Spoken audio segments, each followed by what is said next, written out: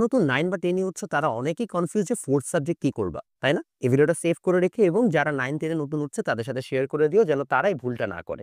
4th subject ক্ষেত্রে তোমার কাছে এতগুলো অপশন আছে। মাথায় রাখবা তোমার 3rd আর 4th অর্থাৎ মানে যেটাকে আমরা বলি মেইন সাবজেক্ট আর অপশনাল সাবজেক্ট, তার মধ্যে এই দুটো মাস্ট থাকে। এই দুটো না থাকলে ফার্স্ট অফ অল বায়োলজি না থাকলে তুমি কিন্তু নটরডেম হলি ক্রসে পড়তেই পারবা না। তার একই সাথে হচ্ছে যে তুমি অনেক হচ্ছে যে ইউনিভার্সিটি লাইফেও মানে ইউনিভার্সিটি অ্যাডমিশনের পরীক্ষা অনেক ধরনের সাবজেক্ট মিস আউট করবা।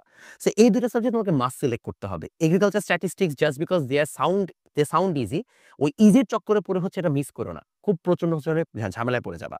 প্রশ্ন হচ্ছে ভাই কোনটাকে মেইন নিব, কোনটাকে হচ্ছে অপশনাল নিব?